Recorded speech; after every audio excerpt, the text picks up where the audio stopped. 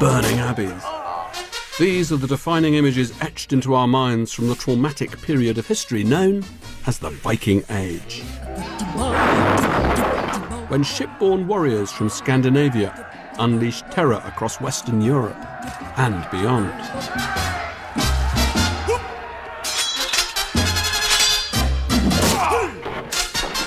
Taking no prisoners, exacting cruel retribution, priding themselves on their bloodthirsty talents.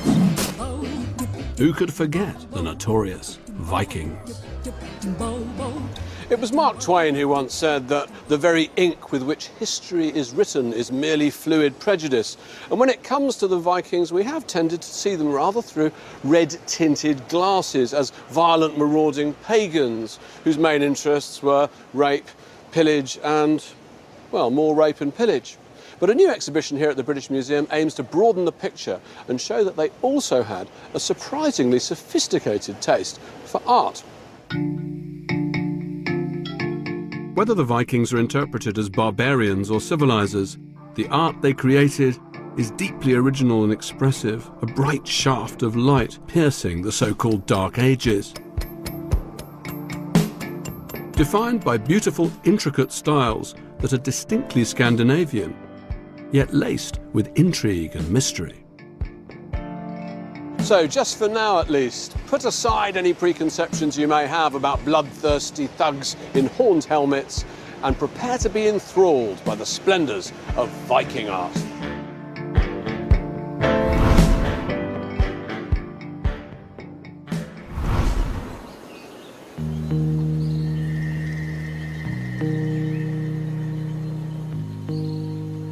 You can't begin to explore the world of the Vikings or to look at Viking art without first acknowledging some of the bad things they did.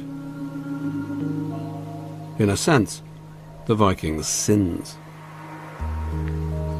This is the holy island of Lindisfarne, the site of the first monastery in Britain to be attacked in a Viking raid. One day in June 793, a load of Viking longships moored up in that harbour, and they came into this place of monastic retreat and sanctuary, and they desecrated it. They killed the priests, spilled their blood on the altar. The Anglo-Saxon scholar Alcuin wrote that they removed the relics of the saints from their reliquaries, spilled their blood on the stones of the church, and trampled their bones as if it were dung. He finished his lament by asking, where is our God to save us from these pagans?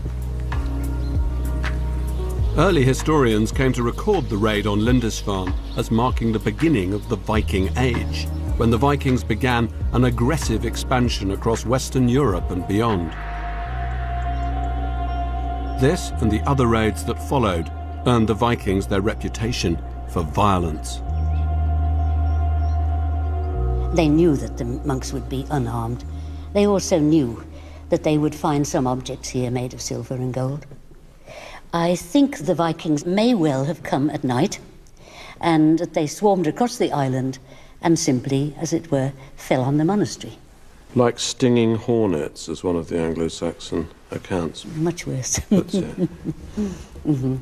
Was there fire involved? Yes, indeed. The monastery was largely wood. Entirely wood at that time, as far as we know, and certainly a good deal of it was burnt down. And then, for some of the people, at least, the whole thing was over very, very quickly. What they saw, I don't think we can imagine. The raid on Lindisfarne sent shockwaves throughout Anglo-Saxon England. The Vikings had arrived, and they'd made quite an impression. What's your opinion of the Vikings? What do you think of them as a people? Where do they stand in your estimation? The Vikings that came here seem to me to be really nothing much more than murderous thugs. I can't think that they came here for any other purpose than to grab, to steal, to raid. And they didn't allow anything whatever to get in their way. And they seem to me to be exactly like a great deal of the extremely horrible things that are happening in the world nowadays. So to me, they're terrorists. it does seem pretty unlikely that art was on the minds of the Vikings who attacked. But if it had been, ironically, Lindisfarne was the place to come. When the Vikings raided in 793, Lindisfarne was one of the centres for the production of illuminated manuscripts. And sadly, just one survives, the great Lindisfarne Gospels. Held by the British Library, this is a facsimile, a very good facsimile. And it gives you some idea of the immense skill and sophistication reached by the illuminating artists here on Lindisfarne. Here on the title page of the Gospel of Luke, we see the saint writing away, very much painted in the Greek style, a Byzantine saint. Turn over the page and you enter a completely different world of design and decoration, a combination of Anglo-Saxon pattern making, Roman elements, very much Celtic as well. Now, why is it that the Lindisfarne Gospel managed to survive? Perhaps one of the monks managed to secrete it away just as the Vikings arrived. But we do know that the Vikings were not interested in books. They burned the texts they found in the scriptorium, perhaps as a gesture of contempt for the religion of their enemies. Anything that they didn't consider as booty, they simply destroyed. Not the behaviour you'd expect, perhaps, from an art-loving people. But over the next 300 years, the Vikings would create their own artistic masterpieces.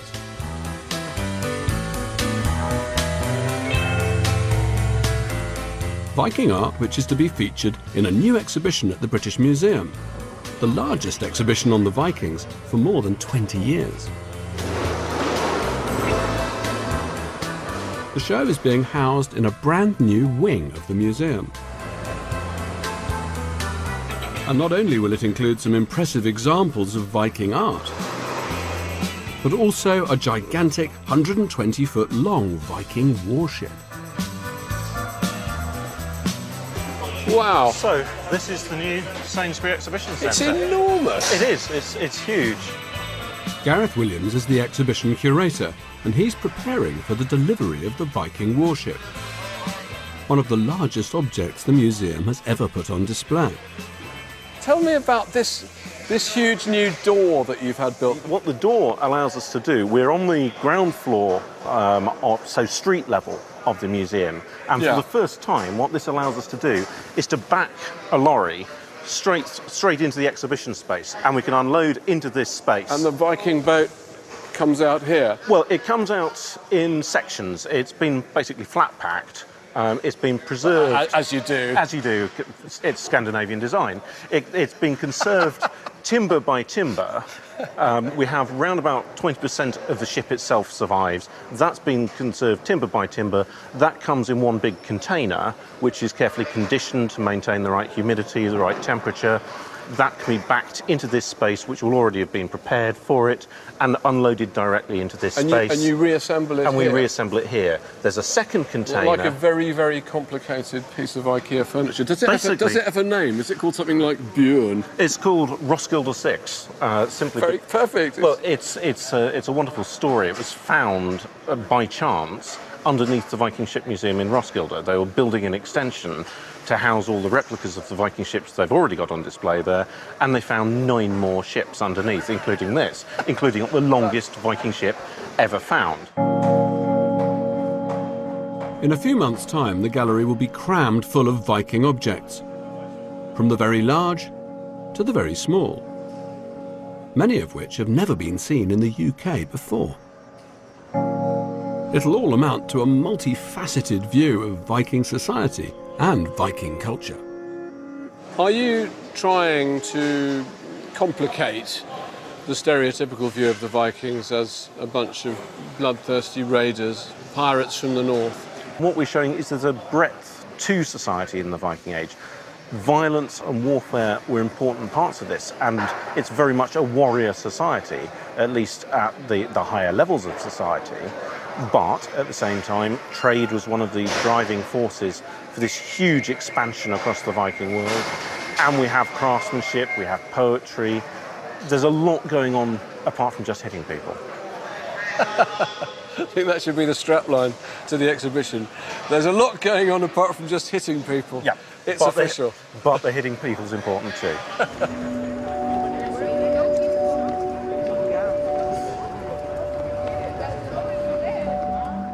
I'll be coming back here a little bit later for a behind-the-scenes look at the preparations for this fascinating exhibition. But to explore the true origins of Viking art, I've got to leave the sanctuary of the British Museum behind and travel to the Viking homeland of Scandinavia. On my quest, I'll be searching the epic fjords and frozen wilds of the far north for the very stuff of Viking legend. Great beasts, ribbon animals, coiling snakes, the creatures that seem to haunt the Viking mind and live in their art. And it all begins here at the Viking Ship Museum in Oslo, with what's been described as the greatest of all Viking Age discoveries.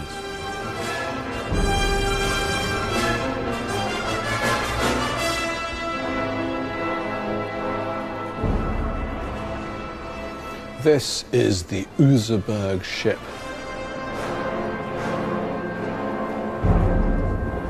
Absolutely fantastic. We wouldn't have it if it weren't for a farmer called Oscar Rom, who decided in 1903 to dig up an intriguing-looking mound on his farm in Oseberg, about 40 miles away from here. Now, if you think it's impressive from down here, come up to the viewing platform. The ship is 1,200 years old. Astonishing to think that a wooden object could have survived the ravages of being buried underground for that long. But look, isn't that something? How does that survive? How does that survive for so long? And not only is this an extraordinary archaeological find, but it's also a vital relic for our understanding of Viking art, because it's decorated with these ribbons and bands of finely carved animals.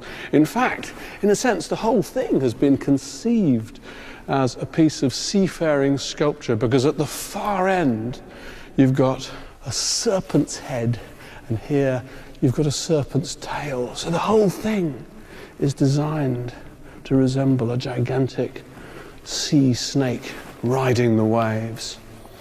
What a wonderful object. It's thought that the Oseberg ship was built around 820 AD, towards the very beginning of the Viking Age. Its discovery caused a sensation in Norway. Nothing quite like it had ever been seen before. The ship had been buried in the ground, in accordance with Viking tradition, following the death of a lady who must have been a very important Viking, perhaps a Viking queen. Her body had been placed together with that of her maid in a specially constructed wooden burial chamber on the top deck of the ship, on board for the great symbolic journey to the afterlife. I just love this boat. I remember the first time I saw it was 10 years ago, and I walked in and I just felt like a child seeing a dinosaur for the first time. I was just completely overwhelmed. I mean, if you looked at it, you wouldn't have believed that it was actually made in 820.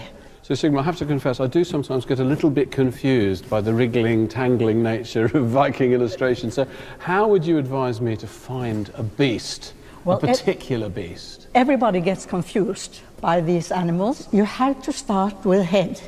If you get hold of the head, you're all right. Look for the eye. If you get hold of the head, you're all right. I like that. That's the eye, the round eye. Yeah. And you look for the jaws and their profile in this case. And then you look for the neck. And the neck will take you to the body. So the front portion of the body here, which has been opened up a bit in order to let the animal look through. And then a middle part of the body and the hinder portion of the body with the legs and the here feet. And there, and feet. Fantastic. And all this would have been painted? All of it would have been painted. And perhaps if it were painted, it might be slightly easier to see. Yes. And they used reddish, a deep blackish blue, a yellow and a white. It's a wonderful thought, Yeah. to think of this ship sailing through the sea, Yes. with the sun catching the prow, with all of those colours gleaming in the light. And once you think of it in that way, this would not be so different from the marginal paintings in the manuscript. Absolutely, I was just going to say, yeah, that's a lovely thought. And it's a very similar sensibility, isn't it, that you're almost decorating the margin of a ship. Yes, exactly. The piece of the ship that isn't actually designed for use, like the part of the page that you don't read. That's it. You decorate. But the ship was not all that was discovered at Oseberg. It was Viking custom to be buried with your possessions. And it seems that our mysterious Viking queen also kept a fantastic collection of art, much of which had been carefully stowed by her side in her burial chamber. Take this decorated textile wall hanging, a kind of Viking version of the Bayeux tapestry, but at least 2 centuries older. And a rare example of narrative art from the early Viking age. But the majority of the art from the Oseberg burial consists of beautifully carved wooden objects, like these bizarre wooden sledges. Or this, the Oseberg wooden cart. Everything decorated with deeply mysterious ornamentation. So here we are, the world's most beautiful wooden cart. Yes. Ever seen anything like it before? No. No, I never. I mean, it's unique, isn't it? It is.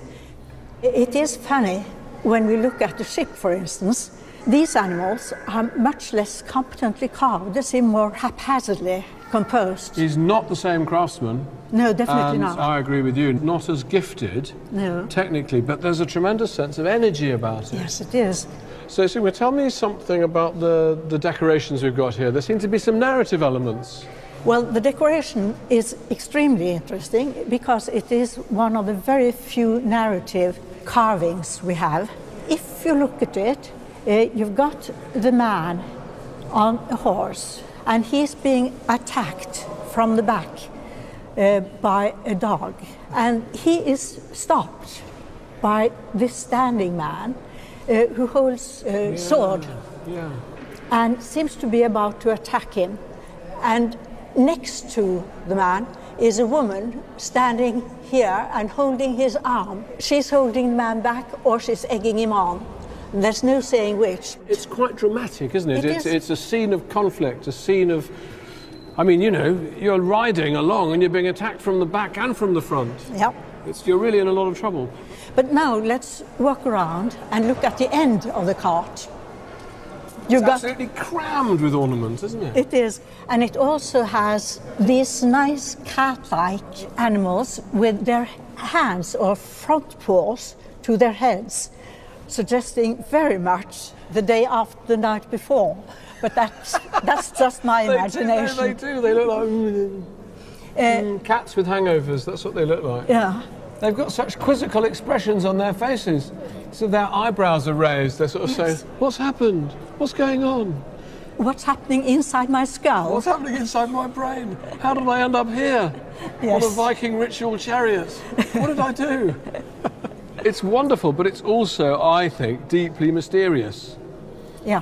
You know, you can have theories and theories and theories, but when there's so little text to put together with object, Yes. it's just, in the end, we have to hold up, we have to go like that. You're at the deep end, in fact. Yeah, we're at the deep end, we don't quite know.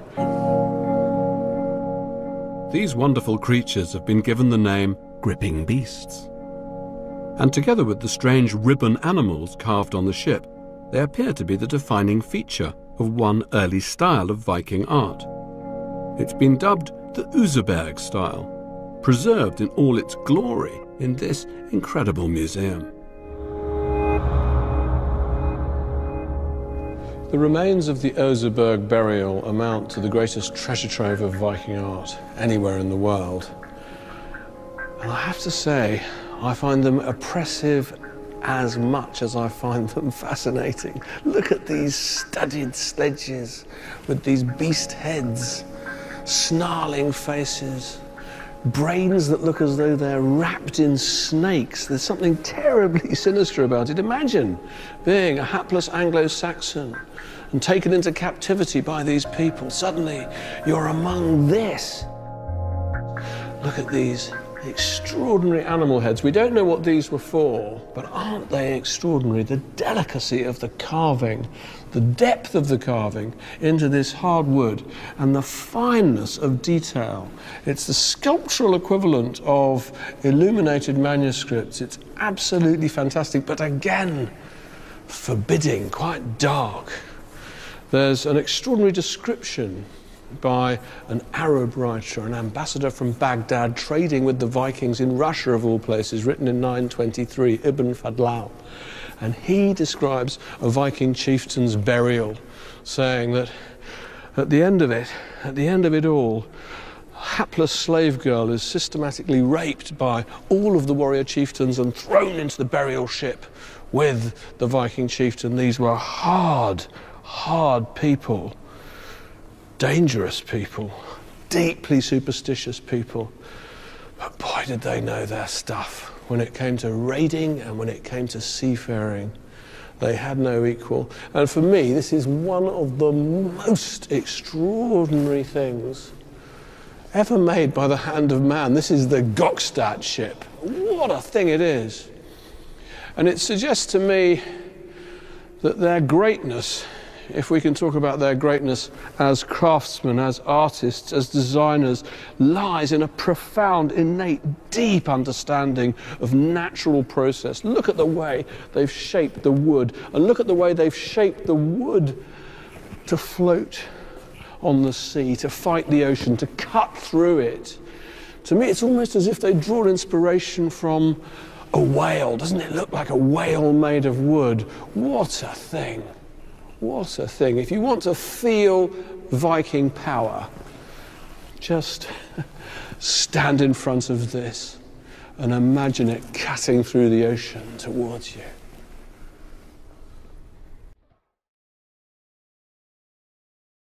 By the end of the 9th century, the Vikings were engaged in a full-scale conquest of vast swathes of Europe, expanding eastwards into Russia, establishing colonies as far afield as Iceland and the Faroes, and conquering large parts of England. It seems that raiding Anglo-Saxon monasteries had just been a phase the Vikings were going through.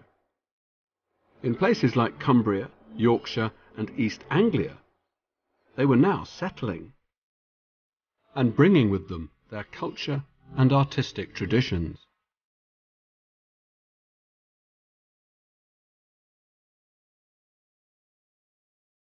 These beautiful objects of Viking jewellery were all discovered not in Scandinavia, but in England. They're from a variety of periods within the Viking Age and show different artistic styles. I'm at the British Museum with archaeologist Jane Kershaw, who's an expert on the art of Viking jewellery. We have a number of different types of objects here.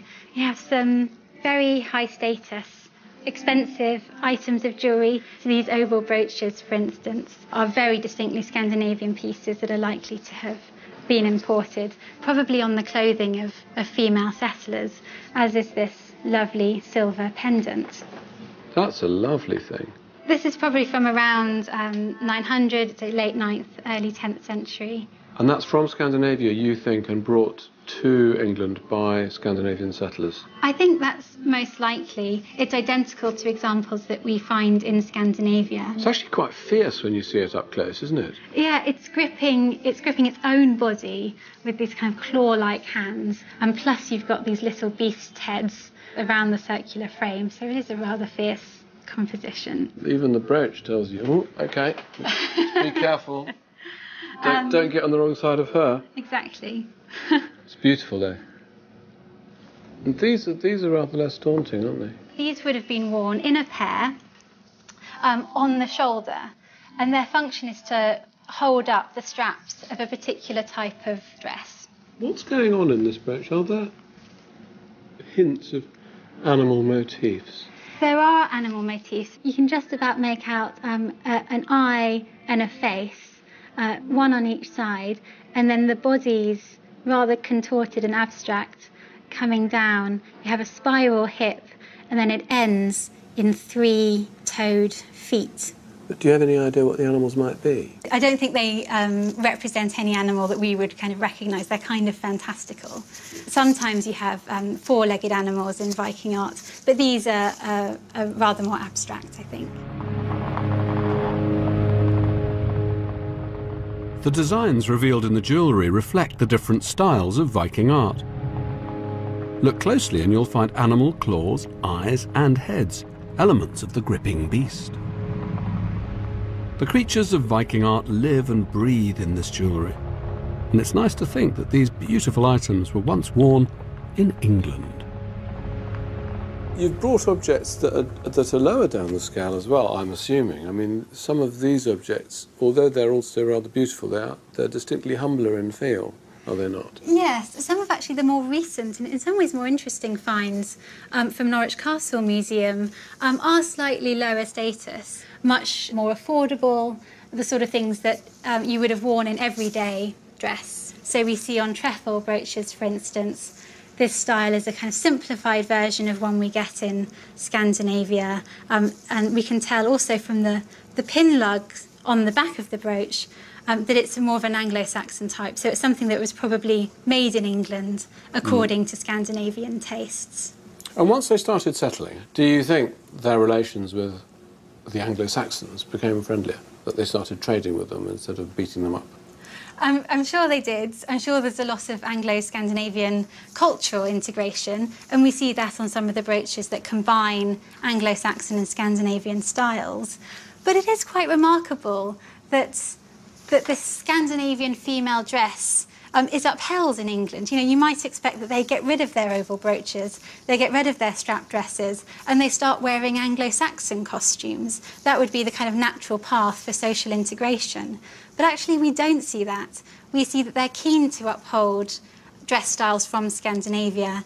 When we get new styles coming in, women in England adopt those new Scandinavian styles. So they're staying in touch with fashions in the Scandinavian homelands. So they're very keen to display their Scandinavian inheritance. It's a nice thought, trying to think of, you know, presumably this fair-haired Viking lady walking down the street wearing those for the first time.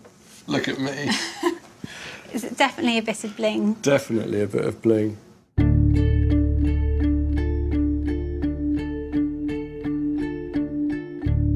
The recent finds give us a fascinating insight into the Vikings in Britain in the late 9th century onwards. Now, the Vikings were staying and settling in Britain, bringing with them their jewellery and their fashions, bling and all.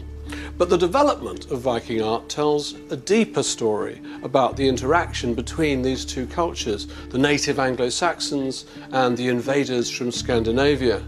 The conquerors would become the conquered. Gradually, the Vikings would shed their pagan beliefs and embrace Christianity. Strange things began to happen as the Vikings settled in England. Not only did the newcomers begin to adopt the Anglo-Saxons' Christian religion, but they were also strongly influenced by their art. It seems that Anglo-Saxon stone crosses, like this beautiful example in the village of Arte in Cumbria, made quite an impression. Stone carving hadn't been something the Vikings had traditionally done, but that was about to change. In the 19th century, there was a great surge of interest in northern Norse mythology and legend. Think of Wagner's Twilight of the Gods. And the echoes were heard as far afield as this quiet corner in Cumbria, where in 1880, a local doctor called Charles Parker, who was also an antiquarian, found his eyes drawn to this intriguing stone cross. At first sight, it seemed much like many of the Anglo-Saxon crosses to be found elsewhere in the region, but there was something different about it. This Boras-style, intricate patterning of its surface, the height of the object. He asked his coachman to clean it off, to get up on a ladder and scrub it down so that he could inspect its details. And when he did, he noticed some rather unusual features. Yes, there's Jesus Christ on the cross at the centre of this side, but he also noticed these strange writhing figures who don't seem to be explicable by any of the stories of the Bible. It turns out that what he'd rediscovered, with a little bit of help from his coachman, was one of the very few surviving masterpieces of Viking stone sculpture created here in England. The Gosforth cross would have looked very different in Viking times. Like the Useberg ship, it would have been painted in bright colours. And the carvings would not have been worn down as they are today. But even if they were easier to see, what they depict is still extremely mysterious. Richard Bailey's an archaeologist who has studied Viking Age sculpture in northern England. So Richard, are you able to help me decipher this extremely puzzling scene involving what seems to be an upside-down man on a horse, a prone figure here? I can't work out, is it a pig, a dog, a person, a deity? It's quite deliberately a puzzle, a riddle. The whole monument is comparing, contrasting, making you think about things. So Christ is there, and in a way that's the end of a world. That's the end of the world of the Old Covenant, of the end of the world of the Old Testament. But then there's another end of the world here, which is the end of the world of the old gods. Because the Viking gods, the Ragnarok, which tells the story of the giants and the forces of evil under the devil god Loki. And down here we've got the devil god Loki, who was bound by the gods and punished by them by having a serpent placed over his head and the poison dropped from its fangs onto his forehead. And he had this faithful wife, Sigyn. That's Sigyn just there, with a long trailing pigtail, just like a Viking Age woman. I thought Sigyn was a rabbit. No, Sigyn is his wife. Right, I was saying a rabbit with its long ears. She's holding a bowl, and she stops the poison from dropping onto his head.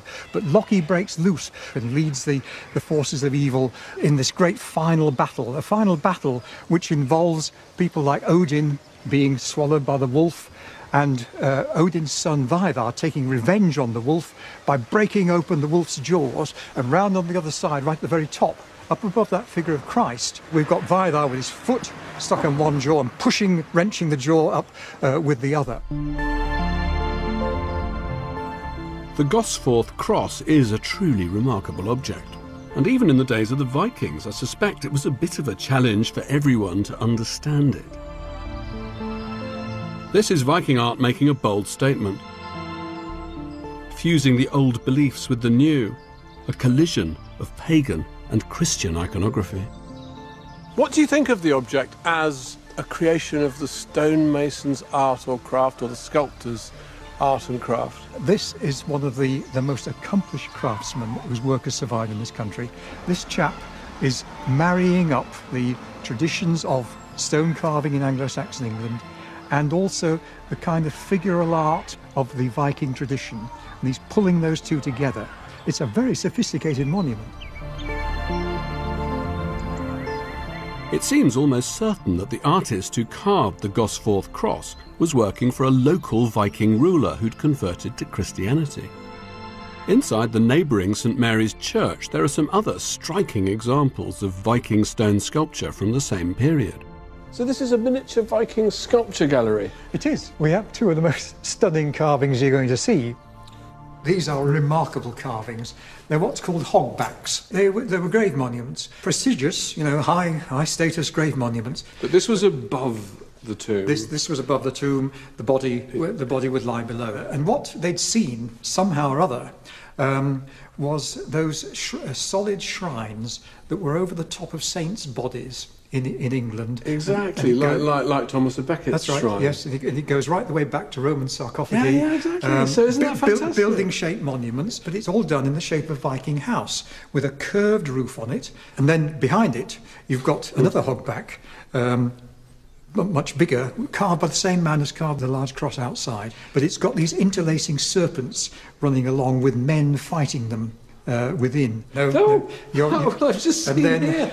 Well, here we've got a crucifixion. This sort of face staring out at me. Yes, well, that's a crucifixion which exactly matches the one that's outside on the cross outside, with that pear-shaped head sunk into the shoulders, and a kirtle or a dress which sort of goes out of the corners. So it's Christ dressed in a Viking fashion. That's right, yes. They're wonderful things. Isn't it great? You can be in this 19th century Gothic church looking at Viking tombstones inspired by medieval Christian versions of the Roman sarcophagus. There's an awful lot of unusual knottings. That's right. And enormously impressive carvings. I mean, these are huge things. Yeah. And the amount of effort involved in carving those things down. They've really committed to Christian burial. No more burial at sea in flames. No. I want to be buried beneath the ground with a stone monument. That's right, and no more burying out in barrows in the middle of the countryside either. They are behaving like the locals behave, but still looking back to and celebrating their Scandinavian ancestry. Yeah. How very, very English somehow. Yes. For now, the hybrid wonders of Christian-inspired Viking art were confined to the places in the British Isles where the Vikings settled. For the time being, most Vikings and Viking art was still pagan. It would be many years before Christianity would spread throughout the Viking homeland of Scandinavia. The greatest change was yet to come.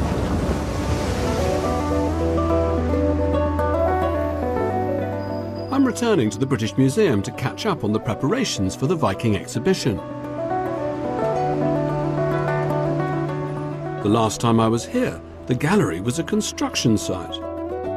But the builders have now left, and in their place, teams of curators are busy unpacking objects and putting them on display. So, lots of packing crates. But big changes. Yes, it's come on a bit since you were last here. Well, the gallery's been built and there's something rather large in it. Yes, it doesn't look quite so much like a warehouse now.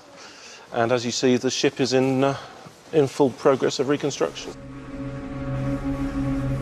The ship in question is Roskilde 6, a warship once large enough to carry 100 Viking warriors. It was built around 1025, during the reign of King Canute, the Viking king who ruled Denmark and England. And it made a special journey from the National Museum of Denmark for the exhibition. The total length of the keel is nearly 32 metres. The keel alone is longer than any other surviving Viking ship. Wow. Every part you can see is numbered here. And that's vitally important because everything has to fit together in the right place.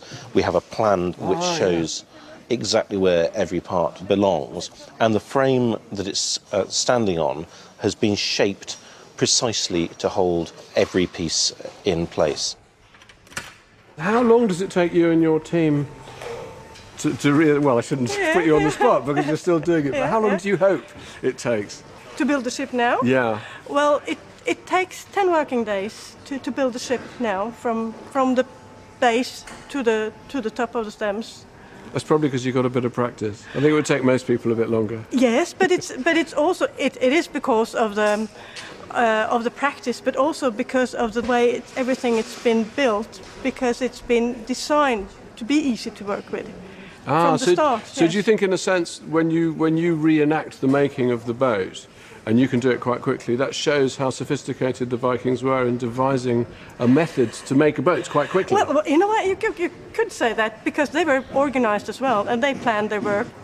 Well, it's a wonderful object. Good luck with your work. Yes, we mustn't interrupt you, or 10 days will become 10 and a half. No, I don't think so. Good luck. The exhibition will display more than 300 artefacts, many from lenders around the world. But there's one particular object I can't wait to see. It's from the 10th century and gives its name to a new style of Viking art, the Mammon style. This is one of the finest items, I would say, in this exhibition. It's a decorated axe head from Mammon in Denmark. It's made of iron and it's inlaid with silver and also here with gold. Gosh. And we have these bands interwoven with each other with spirals at the joints, and then the thicker strands filled in with dots. In fact, if we turn this over, the other side is even more impressive. There's a creature in there, isn't there? Yes, we've got a bird here. The head there, and the body coming round. There's another of these spiral joints where the back leg joins the body. And then this long tail with long curling tail feathers coming out behind. Could that be a peacock's train that's been tilted up? It's possible. Certainly there are illustrations elsewhere in Viking art that have been interpreted as peacocks, which is an allegory for vanity. And certainly vanity would be appropriate enough for anyone carrying an axe like this. Now, this is a battle axe, it seems to me. That's right. It's made for that purpose, not meant for chopping wood. No, this isn't at all. It's a weapon. Why would you have, if you were a Viking warrior, why would you have a wonderful peacock, if it is a peacock, on your axe? What purpose would that serve? This is a period in which weapons often have individual names, and it ties into the concept of the warrior hero. It's not just about killing people in battle, it's knowing who's killed them. In a modern football match, yes, you want your team to win, but you want your name on the score sheet at the end. So I think there's... So you want everybody to see the name on the back of your shirt. So exactly. If you kill someone with the axe known as the peacock... Exactly. An axe like that, that would catch the eye as you were fighting. If you're going to hack someone to death, then why not hack them to death with style and elegance?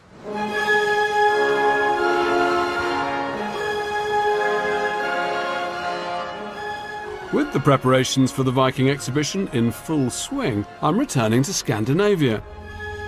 Around the time of the Mammon axe, a new craze emerged in Viking art, the Viking picture runestone. This, the Yelling stone, is the most famous example. Carved in the Mammon style, it shows Christ on the cross, and its runic inscription proclaims the king to have made the Danes Christian. I've come to the island of Adelsö, near Stockholm, to meet the nearest equivalent there is to a modern-day Viking artist. His name is Kalle Runristara, and he's taken up the challenge of reviving this Viking art form. I'm meeting Kalle on the Viking farm that he's building. It's all set up to be the perfect setting for carving runestones in the old, time-honoured way. So you want to actually live like a Viking? You are going to experiment to live like a Viking, is that the idea? That's the best way to learn. Yeah. First I show you the house. Yeah. We start building this house last year. The inside will be great. Also we have the boat here for the winter. And how will you stay warm? And where our boat are standing just now, it's going to be an open fire. What, in the middle? Yeah, it's a long fire. A long fire? How will the house not just be full of smoke? It's going to be. It's going to be full of smoke? Yeah. And that's okay. The Vikings... No, you can stand there. We're going to have open places in the roof. Yeah. At the end, both ends. We hope the smoke goes out. So I was hoping you might show me how you go about the business of creating a runestone. Yeah. Yeah, I'd like to see that. It's a little bit up here. You must work in the open area. Kalle has been carving runestones for over 20 years. His most prestigious commission was to carve a runestone in memory of the Viking explorer Leif Erikson, who's thought to have discovered North America 500 years before Columbus. Some of Kalle's runestones are replicas of those from the Viking Age. But most, like the one he's currently working on, are his own design. Here's the runestone. I'm carving it just now. Wow, it's great. How long have you been working on it? This is a stone long time project. Long time project. How long is long time? Truly. I start with this 1996. That's a long time. Yes. Wow. But would you mind showing me how you actually carve? Yeah, of course. I have a sledgehammer. It looks like a shoe cleaning kit, except for these bits. Yes.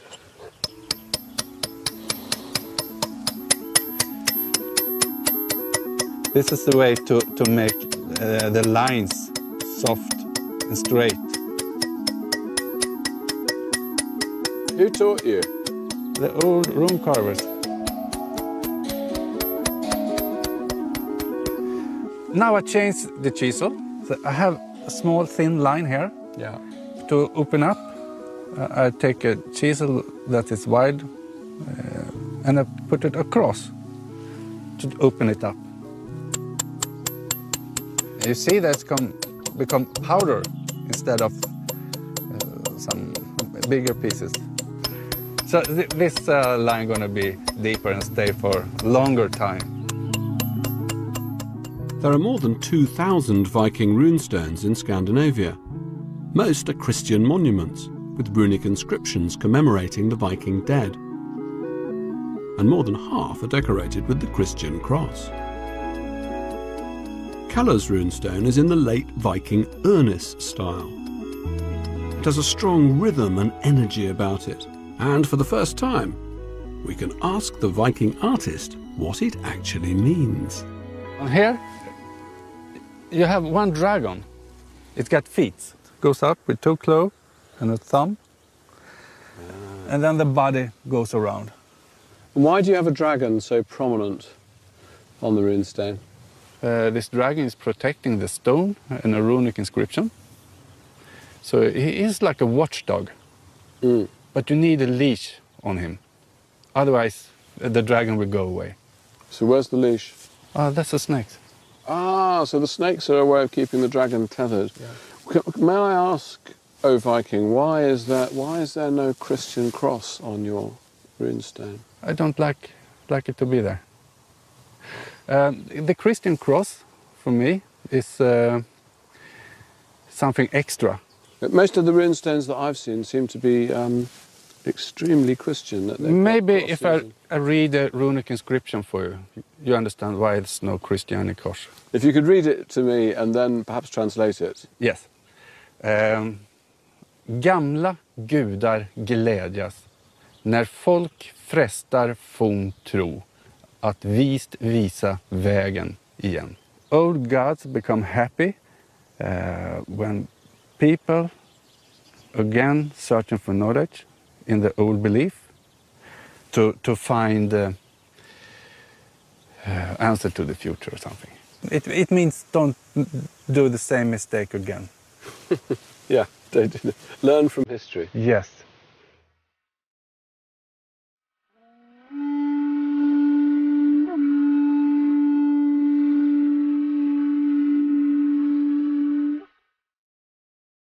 Kalle's runestone is unusual in that it's dedicated to the old gods. By the 11th century, throughout Denmark, Norway and Sweden, the Vikings had officially converted to Christianity. Violent raids on Anglo-Saxon monasteries were now a distant, regrettable memory. The Vikings were worshipping the same Christian God as their former enemies. It's fitting then that our final piece of Viking art should take us to a Christian church. Located in a remote fjord in western Norway, it's a stunning setting for the final chapter of Viking art. It's a great time of year to venture into the Norwegian wilderness. It's that little window of autumn, beautiful colours. I feel like I'm in a romantic landscape painting. Why am I here? To see one of the oldest stave churches in all of Norway, and a place that marks, in a sense, the swan song of Viking art. Marit, thank you for waiting. Yeah. I'm sorry we've been delayed. Okay. Welcome here. It took a very long time to get here. The earnest stave church that we see today was built around the middle of the 12th century.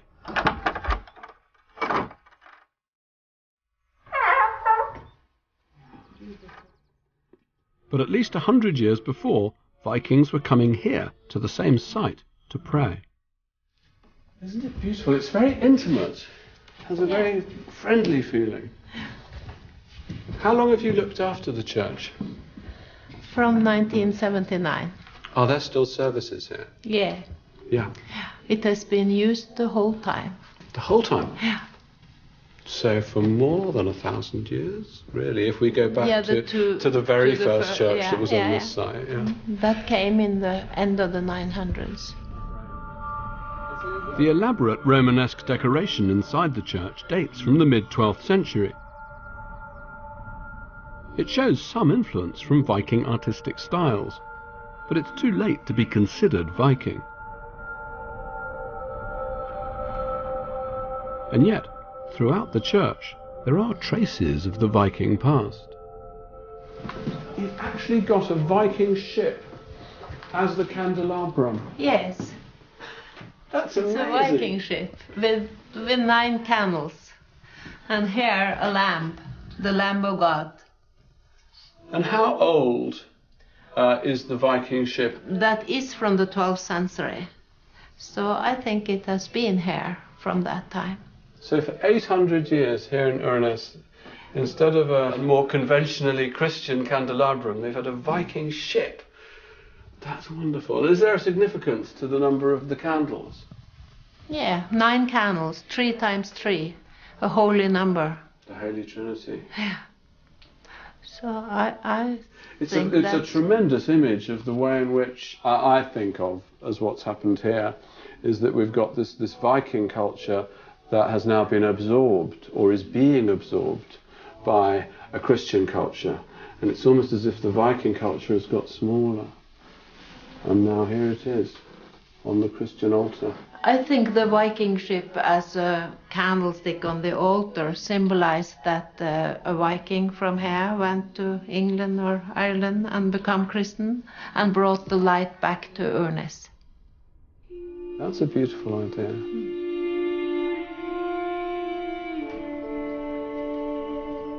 With its proud structure made from wood and its setting over the fjord, the Urness stave church has itself almost the feel of a Viking ship. Yet the part of the church that's most truly Viking and dates from the Viking age, I've yet to see. What makes this church so special are the wooden carvings preserved on its outside. These are pure Viking decoration.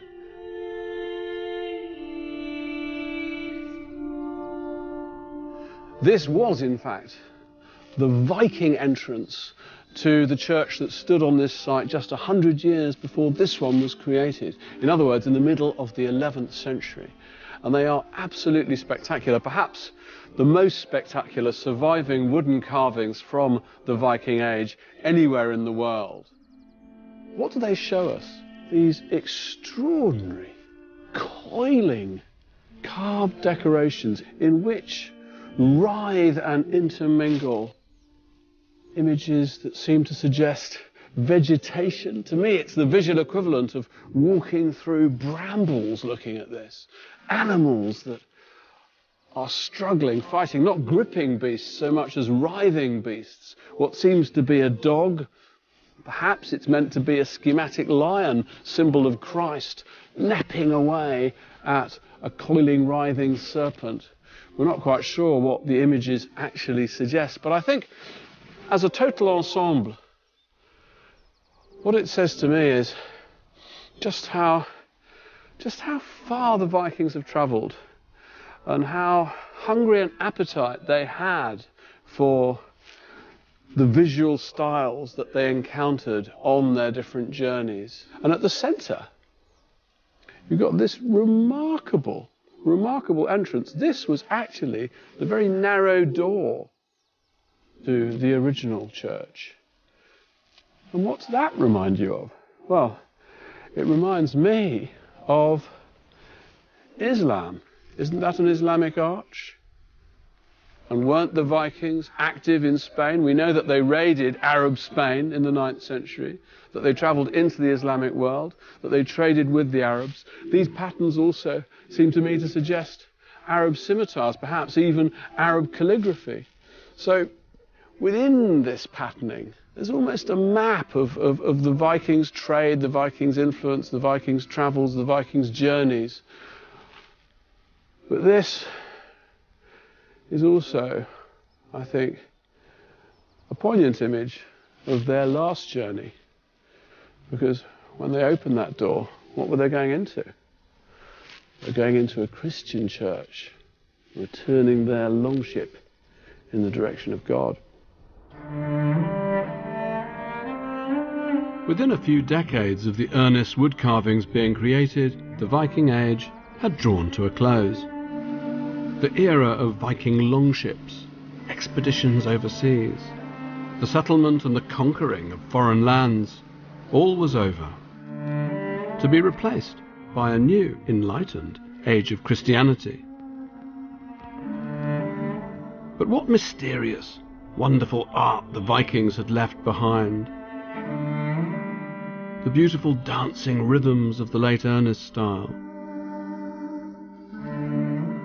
the intricate gripping beasts and ribbon animals of the Useberg burial.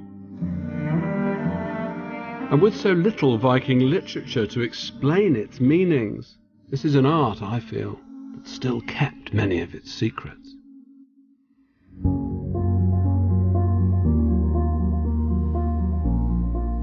The new exhibition, Vikings, Life and Legend, is at the British Museum until the 22nd of June.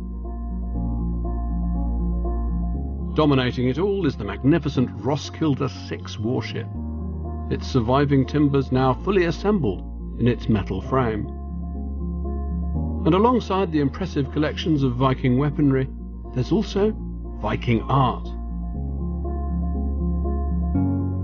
This is the Hidunzee gold hoard, most likely made in Denmark in the late 10th century. This single set of jewellery ranks amongst the most spectacular and extravagant of the whole Viking Age. This wonderful Valkyrie was unearthed in December 2012. It's the only 3D depiction of a Valkyrie known to exist from the Viking era. And this, another highlight, a gilt bronze weather vane that once decorated the prow of a Viking ship. This is the first major exhibition devoted to the Vikings at the British Museum for more than 30 years, and it's all the more impressive when you consider that many of the objects on display have had to survive the ravages of time for more than 1,000 years.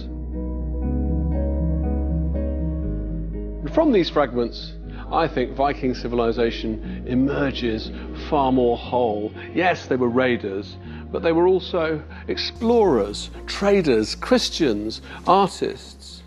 Now, should we be surprised that a bloodthirsty warrior should also be capable of appreciating objects of extreme beauty? Well, I don't think so.